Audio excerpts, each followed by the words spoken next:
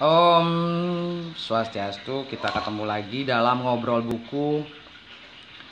Dan kali ini saya setelah berdebar-debar sepanjang hari, karena hari ini juga saya harus menyelesaikan sebuah tulisan, dan semoga saja semuanya sedang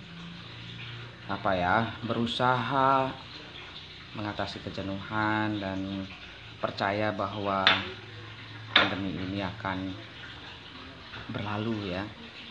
Nah, kita akan membicarakan Semarandane, atau kalau orang Bali karena H gitu, Semarandahane gitu loh.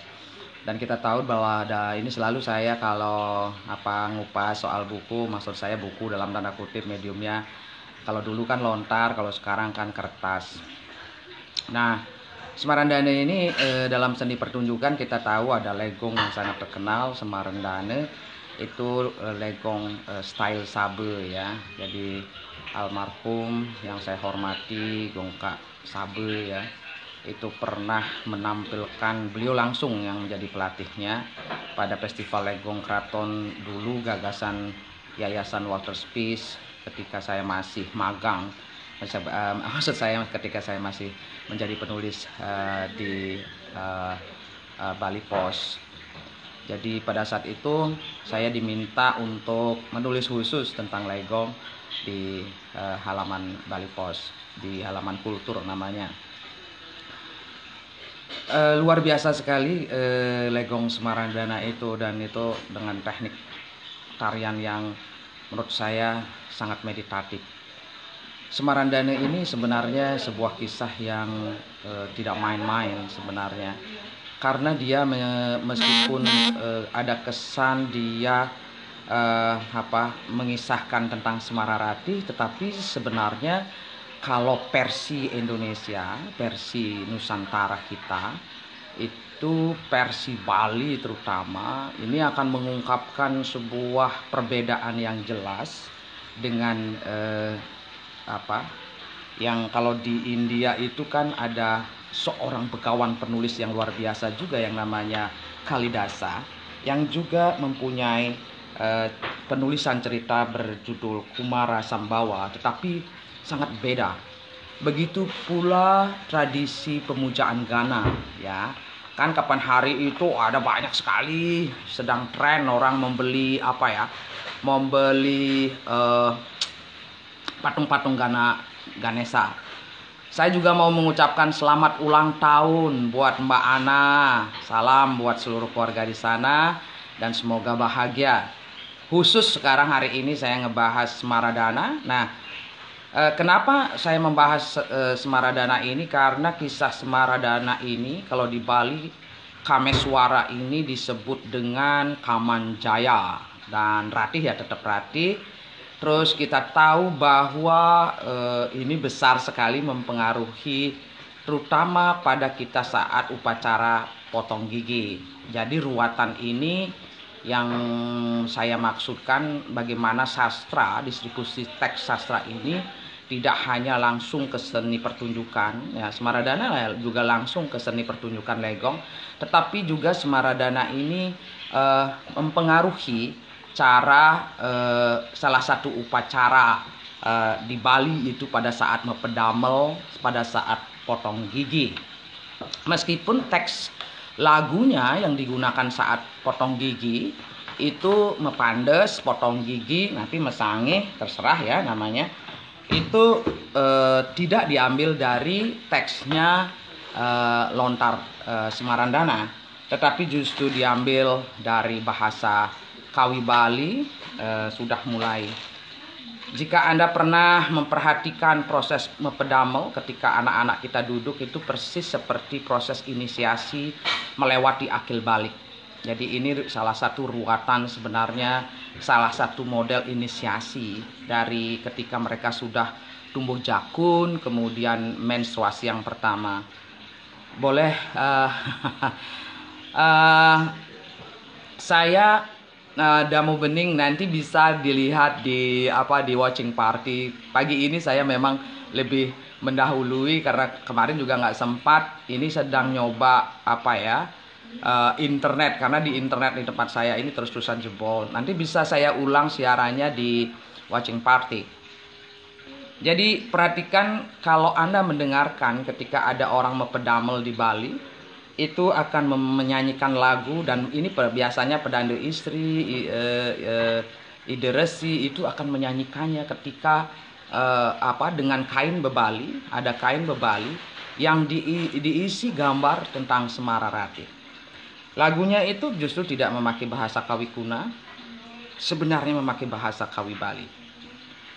Ngaras pipi Raden Dewi anehen dade, dap dap tis lumbung tis dewa sih manusia sih. Jadi semoga ketika mendengarkan lagu ini, dap dap tis lumbung tis dewa sih manusia sih, itu harapan saya dalam saat sekarang kita sedang isolasi diri. Nah, itu Anda temukan sebenarnya salah satu bagaimana teks, distribusi teks mempengaruhi tidak hanya seni pertunjukan tetapi juga upacara. Marilah kita mengenal sekarang siapa ini pengarang, penulis dari teks Kakawin Semarandana. Jadi namanya itu Empu Darmaja. Jadi kenapa saya mengambil Semarandana ini? Sahabat almarhum saya, Ide Bagus Made Darmo Palguna ini juga sangat senang membahas Semarandana. Dan kita sering ngobrolin dahulu bagaimana sebenarnya pemujaan Kameswara itu. Di Bali itu disebut dengan pemujaan Kamanjaya. Mengapa itu sering diomongkan, dan mungkin kita hanya menganggap dia gambar laki perempuan, kisah cinta dan sebagainya. Tetapi sesungguhnya inilah yang menjadi dasar pertama memahami perbedaan pemujaan Gane, Betari Gane, dan kemudian yang kedua membedakan soal apa itu tantra dalam di Bali. Jadi seringkali kalau di Bali itu kan tantranya itu langsung serem sekali, dan karena kemudian mendekatkannya ke Kama Sutra. Sebenarnya asal muasalnya masuk tantra itu lewat ini tradisi pada abad 1185. Jadi 30 tahun sebelum Empu Panuluh. Jadi ini era Kadiri. Jangan salah, di era Kadiri ini itu pernah ada namanya seorang raja bergelar Kameswara loh. Jadi kalau Anda membaca sejarah dengan teliti, nanti ada sebuah prasasti yang menyebutkan tentang pemujaan Gana. Jadi kalau membahas teks maksudnya saya ngobrolin buku, itu nggak semata hanya referensi buku-buku yang lain, tetapi juga informasi arkeo juga diperlukan sehingga kita menjadi asik gitu. Tapi sebelumnya saya minta maaf ya karena saat ini ponakan saya juga masih ujian online, terus ibu saya untungnya sudah habis sarapan pagi dan sedang istirahat, dan saya ingin suasana kayak inilah di rumah. Saya ganti setting, ini latar belakangnya sedang duduk di ruang tengah rumah adik saya sambil jagain itu si kecil-kecil yang sedang ulangan online, ujian online. Empu Darmaja ini seangkatan sebenarnya dengan Empu Mone Gune dan Empu Trigune ya. Dan kisah Semaradana ini indah sekali. Kenapa banyak sekali orang menggunakan menjadi inspirasi dalam seni pertunjukan. Nah, dikisahkan sepasang suami istri. Ini versi Nusantara, bukan versi India. Kalau di India itu beda versinya. Jadi dalam perdebatannya Purbacaraka mengatakan ini jelas dia tidak sekedar melakukan imitasi. Darmaja ini melakukan pembaharuan baru. Dan jelas nampak bahwa dia itu memberikan perspektif baru. Jadi jangan salah, tradisi-tradisi bebas berpikir itu, lisensia puitika itu sudah dari zaman dulu kita miliki dan kepribadian yang luar biasa pada para penulis-penulisnya. Konon Empu Darmaja ini itu melakukan risetnya itu hampir bertahun-tahun, itu sampai pergi ke hutan dan sebagainya. Karena tentu saja waktu itu kan nggak ada internet, nggak ada bacaan apa untuk membayangkan sebuah gunung yang ada satu pohon yang namanya pohon Darsana. Coba bandingkan dengan para pemuja Buddha, itu ada pohon special tree, pohon saktinya itu kan pohon Bodhi. Nah, kalau dalam pemujaan Kamanjaya Ratih ini, pohon khususnya itu adalah pohon Darsana namanya. Jadi pohon pengetahuan sebenarnya. Nah, kisahnya bermula indah sekali ini. Meskipun ya sebelum Anda nanti gini, indah bocok orang indah, setelah saya baca ternyata rumit. Memang secara ikonografi karya ini dianggap paling rumit, pilihan kata dan sebagainya, dan diduga gitu oleh para ahli-ahli zaman dulu yang meneliti itu karena pada saat itu masa transisi dari bahasa Kawi kuadrat kemudian ke Kawi kuna, menemukan kepribadian bahasanya mungkin ya. Sehingga banyak sekali istilah-istilah yang waktu itu mungkin ketika tahun 1930 mulai ada penelitian belum menemukan kamus. Ya, kamus kan belakangan hari kemudian terjadi penyusunan kamus Kawi dan sebagainya. Nah, bagaimana kisahnya? Jadi Kameswara itu dewa yang paling keren di dunia, ganteng, pinter, dan gila. Semua makhluk hidup itu jatuh cinta sama Kameswara. Tidak hanya makhluk hidup dari Gandarwa, Apsara, Apsari, laki, perempuan, tidak membedakan jenis kelamin, jatuh cinta sama Kameswara itu. Pohon-pohon, bunga-bunga, kunang-kunang, semut apa saja mendekati istananya. Dan dia hanya memiliki satu kekasih, namanya Sangyang Ratih, Dewi Ratih ini. Nah, keduanya lalu memberikan petunjuk tentang apa?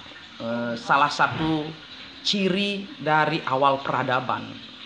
Karena nanti akan ada percakapan yang membuat kita jadi semangat. Jadi semangat nih melewati pandemi adalah apa? Dunia ini tidak akan punah. Dunia ini tidak akan habis. Manusia ini tidak akan habis. Makhluk hidup ini tidak akan habis selama ada rasa asmara di dalam dirimu. Tuh, ini kenapa Kameswara dan Ratih ini dipuja. Nah, dikisahkan istananya yang dimana bunga-bunga bisa menangis, menitiskan embun madu dari putik sarinya hanya karena merindukan Kameswara dan Ratih jalan-jalan di taman. Kemudian bintang-bintang bisa redup dalam kesedihan hanya karena, terima kasih Saicu, karena Kameswara misalnya tidak memandang ke langit. Istana ini mengambang karena semuanya ingin menyentuh. Begitulah kisah istana Kameswara dan Ratih. Nah, pada suatu hari seperti biasa, kerajaan Kayangan ini dipimpin oleh Indra cemas luar biasa karena ada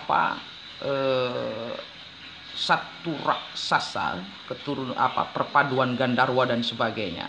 Sukses dia melakukan tapa berata, dan yang memberikan kesaktian luar biasa itu adalah Siwa.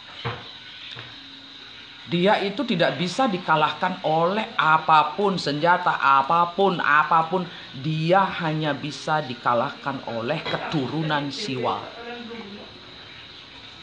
Nah, sementara Siwa itu memang dia sudah berpasangan dengan Uma, tetapi mereka terpisah. Mengapa terpisah?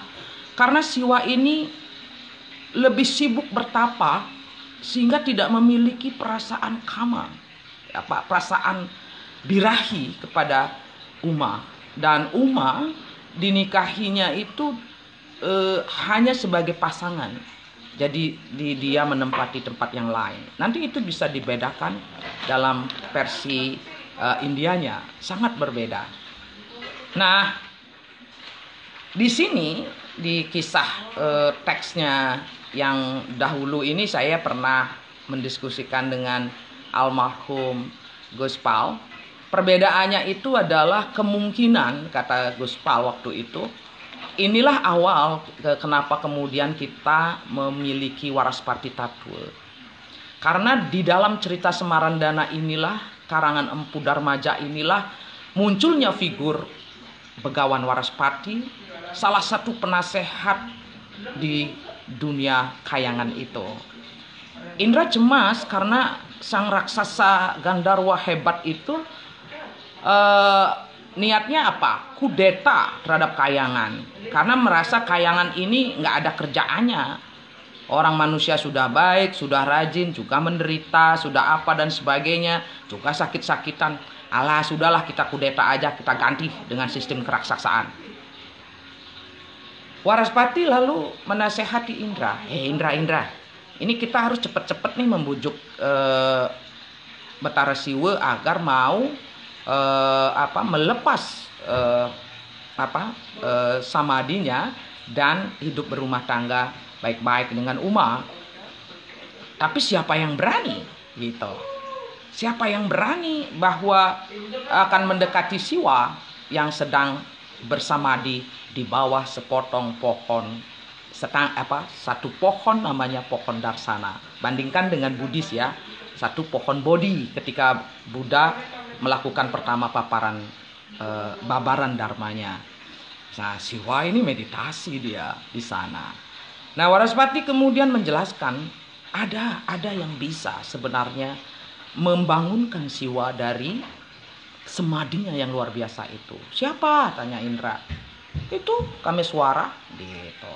Maka datanglah rombongan ini, seluruh kayangan ini kosong saat itu, datang luar biasa ke istana Kameswara dan Ratih, yang memang siapapun memandang Kameswara dan Ratih ini luar biasa. Wow, gitu loh. Bahkan Waraspati sendiri, Begawan Waraspati sendiri tertegun-tegun. Gimana caranya ya memulai? Karena terpesona. Tetapi mengingat bahayanya dunia, kalau tidak segera Batara Siwa ini dibangunkan, maka dia menyampaikan, hai Sang Kameswara, tolonglah kami semua, dunia ini tolong gitu loh.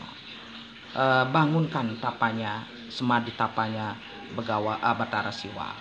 Kameswara tentu saja nggak mau. Wih, siapa berani gitu loh. Gimana caranya? Saya pasti matilah, habislah saya jika saya mengganggu semadi yang luar biasa dari Batara Siwa. Tapi Waraspati dan kawan-kawan, maksud saya para dewa ini, memberikan jaminan. Dan karena Waraspati yang menyampaikan, Kameswara pun percaya. Maka kisah dilanjutkan. Kameswara menuju tempat Betara Siwa melakukan samadhi itu di bawah pohon Darsana. Tahukah Anda apa senjata dari Kameswara? Kameswara itu tentaranya adalah semua musim. Musim semi, musim dingin, musim panas, musim kering. Semua senjatanya adalah apa? Bunga, daun, segala yang indah. Segala yang mencintai dia menjadi senjata. Nah, saat itulah kemudian dia melepas setangkai bunga, panah setangkai bunga ke dada dari Betara Siwa. Tidak mempan. Betara Siwa justru semakin hening. Karena apa? Sentuhan kelembutan dari senjata Kameswara justru membuat dia semakin hening luar biasa. Tentu saja Kameswara bingung. Kok nggak bisa ya saya godain gitu loh. Lalu dia mengerahkan apa? Tentara-tentara musim berganti. Salah satu tentara musim yang paling digambarkan indah sekali oleh Empu Darmaja ini adalah bagaimana hadirnya tentara musim semi. Bunga-bunga turun, Sasih Kartike gitu loh. Bunga-bunga mekar, tak gitu loh. Lalu dilepaslah panah oleh Kameswara, satu bunga yang merupakan campuran dari semua bunga-bunga yang paling indah, yang paling harum. Dan terkenalah panah Tarsiwa, dan Tarsiwa jatuh dalam mimpi. Dalam mimpinya itu terbayanglah kekasihnya, pasangannya, itulah Dewi Uma. Dalam mimpi itu dia sangat merindukannya, dan dia melihat Uma sedang bersedih, juga merindukan dia. Maka dia membuka matanya pelan-pelan, dan pada saat membuka matanya dia terkejut karena di hadapannya adalah Kameswara. Sadarlah dia, oh nih orang nih, ini dewa nih, makhluk ini yang ternyata yang menggoda saya dari samadhi saya. Nah, apa yang terjadi? Dari Sudamaninya, mata ketiganya itu keluarlah api yang membakar, sehingga Kameswara saat itu juga menjadi abu. Menjadi abu. Waraspati tentu saja kaget, apalagi melihat waktu itu ceritanya Empu Darmaja itu, rombongan betara-betara dari Kayangan itu lari terbirit-birit karena apa? Saking takutnya melihat, wih ternyata Sudamaninya, mata ketiganya, wong gitu. Mereka lari. Dan Waraspati kemudian mengingatkan Indra, jangan pengecut gitu, kita tanggung jawab dong nasibnya Kameswara ini. Yuk kita sekarang memohon kepada Batara Siwa, Ratu Plungo Batara Siwa, ampunkanlah, tujuannya adalah seperti ini. Kenapa Kameswara itu menembak Anda dengan panah bunga? Nah, tradisi panah bunga ini itu akan nantinya mempengaruhi itu kenapa di Bali misalnya untuk beberapa pedande, beberapa ideresi, empu itu tidak memakai bunga di telinga lagi ya.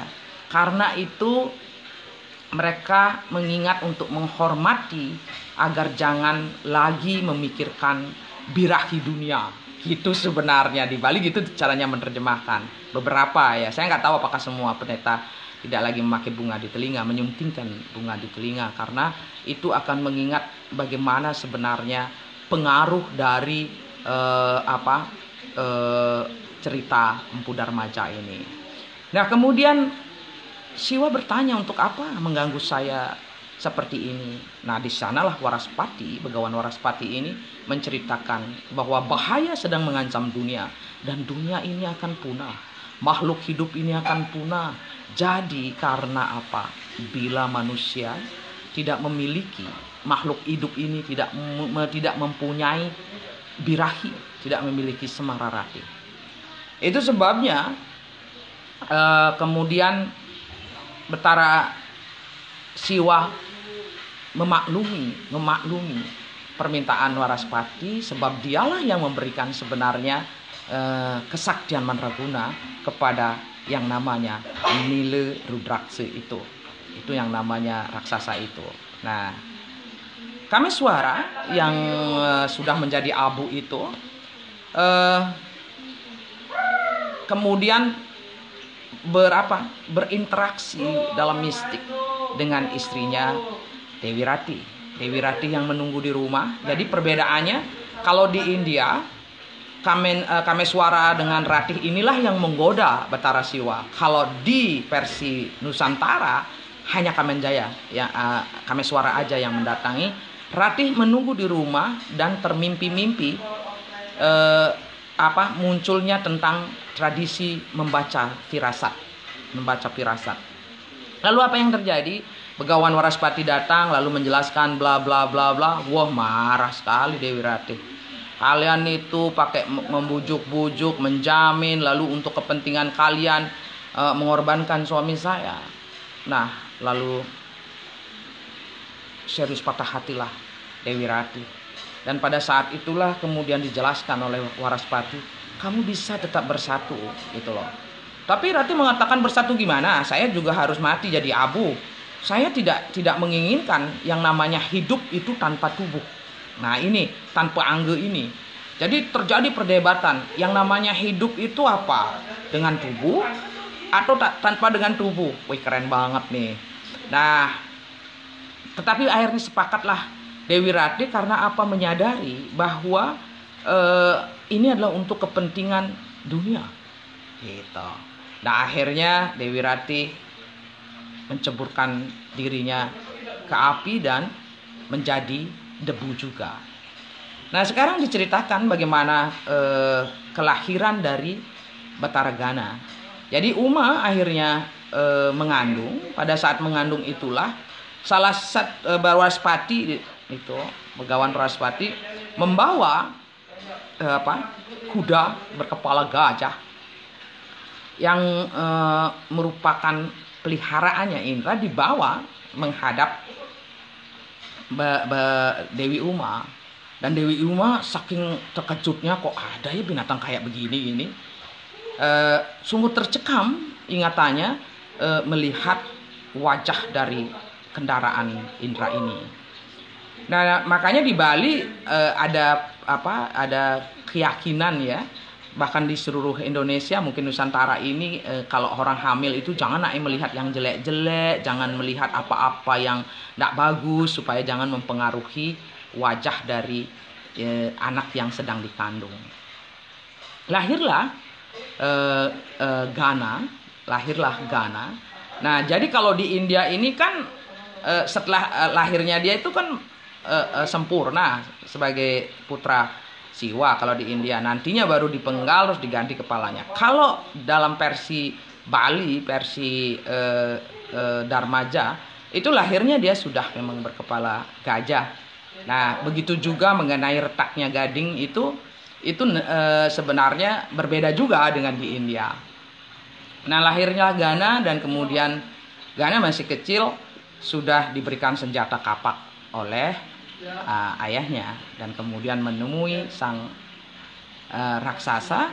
raja raksasa yang sudah mendengar gosip. Wah, akhirnya lahir tuh putranya Batara Siwa yang bakal menghabisi kamu. Jadi dia itu sebenarnya sudah deg-deg plus. Jadi dia bukannya menyerbu Gana, tapi dia menyerbu sorga. Dia mau mengkudeta pokoknya Indra dan kawan-kawan yang gak ada fungsinya dianggap sama dia. Nah, pas dia menyerbu itulah Gana tiba. Gana kemudian terjadi peperangan lah di sana, dan patah taring kirinya. Terus kemudian dia menggunakan senjatanya sehingga dia memenangkan dan dunia semesta. Nah, perbedaannya lagi dengan karya Kalimusada itu, bahwa kalau di India itu dari awal kan Ratih bersama Kameswara. Tapi kalau di Semarandananya Nusantara ini, di akhir kisah itulah Uma menemukan abunya dari Ratih dan abunya Kameswara. Pada saat itulah dia memohon pada suaminya agar ini dipersatukan. Nah, semenjak itulah asmara itu masuk ke dalam debu. Jadi tidak ada satupun makhluk di dunia ini. Makhluk ini berarti apa? Segala lapisan dimensi itu akan kena dari Kameswara dan Ratih. Dan terpenuhilah janji dari Waraspati itu, bahwa Kameswara, Kamenjaya itu bersama Ratih tidak terpisahkan. Dan dia kemudian bahkan saking menghormati tujuan dari pengorbanan Kameswara dan Ratih itu, Kameswara diizinkan masuk ke Puruse, ke Batara Siwa. Kemudian Ratih itu diizinkan masuk ke Uma. Jadi ketika Anda menyadari saat ini salah satu cara berpikir tentang ruatan menyelamatkan hidup itu adalah menjaga perasaan asmara itu, cinta kasih dalam percintaan. Nah, bagaimana kemudian adopsi distribusi teks Semarandana ini ke seni pertunjukan di Bali? Salah satunya yang paling keren tentu tadi saya sudah menceritakan pada Legong Kraton yang diciptakan di Puri Sabe oleh Dongka Rake Sabe ya, lebih terkenalnya beliau sudah almarhum. Beliau pernah saya wawancarai ketika saya masih menulis di Bali Post dalam ketika akan Festival Legong Keraton. Beliau itu memang mumpuni sekali dari segi mengetahui bagaimana kisah-kisah dari sastra itu. Dan yang kedua kemudian bagaimana kaitannya kok bisa dia itu muncul dalam distribusi teks justru pada Buana Suksma namanya. Dalam Buana Suksma itu Buana Suksma itu kan sebenarnya salah satu tutur tentang Kadiatmikan yang gitu memberikan ciri-ciri tantra. Dan banyak kalau teman-teman sekarang kalau ngomongin tantra itu kan jadi serem banget, atau ngomongin tantra itu langsung ke daksara dan sebagainya. Tetapi cobalah dengarkan, saya kutipkan yang dari Buana Suksma, bagaimana adopsi Semarandana ini, Semareratih kalau di Bali. Jadi tadi saya sudah memperdengarkan salah satu lagu yang dipakai Mepedamel dalam ruatan inisiasi anak-anak mengenal sadrasa dalam proses potong gigi. Lalu dia berpindah kemudian kepada tradisi tantranya Bali. Saya akan bacakan 2 kutipan saja ya dari Buana Suksma yang akan memberikan isyarat bahwa kita memiliki tradisi ini, dan mudah-mudahan pembacaan ini semacam doa bahwa kita akan bisa melewati pandemi ini dengan tenang. Jadi semua teman kan mempunyai cara, ada yang berdoa, ada yang melakukan gerakan apa saja ya, sosial dan sebagainya. Tentu kita harus menjaga jarak, social distancing dan sebagainya.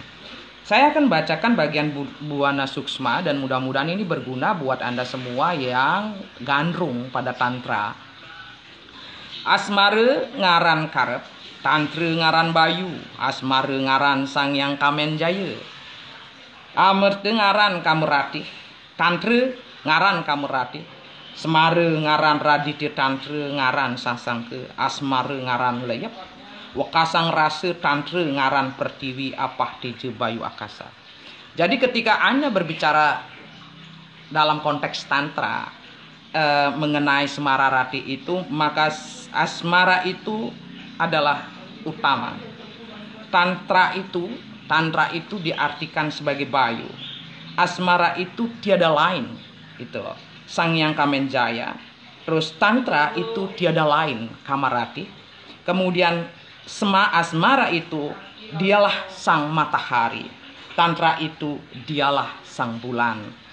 Asmara itu masuk ke skala orang yang memiliki perasaan, rasa, sensitif. Mau tanaman, mau segala macam, masuk dia ke segala hidup. Tantra itu tiada lain pertiwi, teja, bayu, akasa. Lalu asmara ngaran kamu putih, tantra ngaran kamu bang, asmara ngaran kamu kuning, tantra ngaran kamu ireng. Dan itu jelas menjelaskan bahwa dia memasuki segala warna dan sebagainya. Buana Suksma ini jelas adalah salah satu teks distribusi teksnya itu dari Dharma Jaya kemudian muncul ke Buana Suksma dalam bentuk tutur. Dalam beberapa percakapan dengan almarhum Gus Pal, bagaimana pemujaan pada Kameswara atau Kamanjaya ini dilakukan di Bali, terutama nampak pada mereka yang ingin tampil cemerlang, serius dan sebagainya. Padahal itu salah kaprah. Karena sebenarnya pemujaan tantra ini jauh kalau di Bali ini melibatkan pemujaan pada Gana, pemujaan pada Gana. Jadi nama sektinya itu Ganapatya. Dan tadi saya sudah menjelaskan bahwa banyak sekali perbedaannya dengan yang dituliskan oleh yang kita tahu Kumara Sambawa Kalidasa. Yang informasinya mengenai perbedaan itu saya dapatkan dari bukunya Pak Purba Caraka. Nah, jadi bagaimana kemudian kaitannya kenapa saya ngobrolin pagi-pagi ini tentang Semaradana. Tadi Damo Bening itu sudah bilang, oh ini terlalu kepagian nih gitu loh. Ya nanti kan bisa diulang di watching party. Jadi itu kita harus dalam kondisi yang sekarang ini ya, kita harus mencari bagaimana caranya untuk penuh harapan melewati semua ini. Di samping tentu kita mentaati himbauan jaga jarak di rumah dan sebagainya, dan tentu saja teman-teman mencari alternatif penghasilan. Kan sekarang udah banyak nih yang jualan online, terus kemudian ya semoga saja kita semua bisa melewati.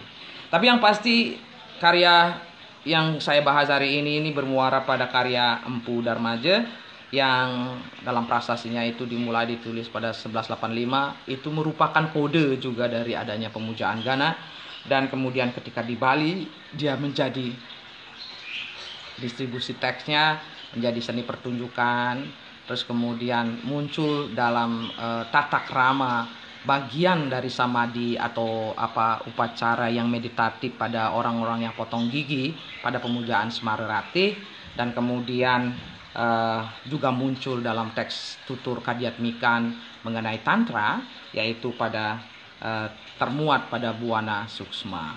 Nah, kawan-kawan sekalian yang berbahagia, yang mungkin sedang jenuh dan sebagainya, semoga pembahasan dari Semaradana ini membuat Anda sedikit dapatlah pengetahuan, atau kalau kurang ada salahnya saya selalu minta maaf, sebab saya ini kan nggak mungkin ya lengkap sekali. Kalau live begini pasti ada terpleset kata lah, terpleset ingatan. Kita semua dalam kondisi yang tercekam sebenarnya, dan mari kita melewatinya. Semoga pikiran baik datang segala penjuru arah. Terima kasih atas perhatiannya, dan yuk kita mulai mencari kegiatan yang luar biasa tentang dari karya-karya sastra lama. Kemudian bagaimana distribusi teksnya ke seni pertunjukan, distribusi teksnya untuk ruatan yang barangkali kita perlukan nanti ya, untuk kembali menguatkan hati pikiran bahwa kita akan melewati pandemi ini. Suksma, terima kasih. Sampai jumpa di lain kesempatan. Ya.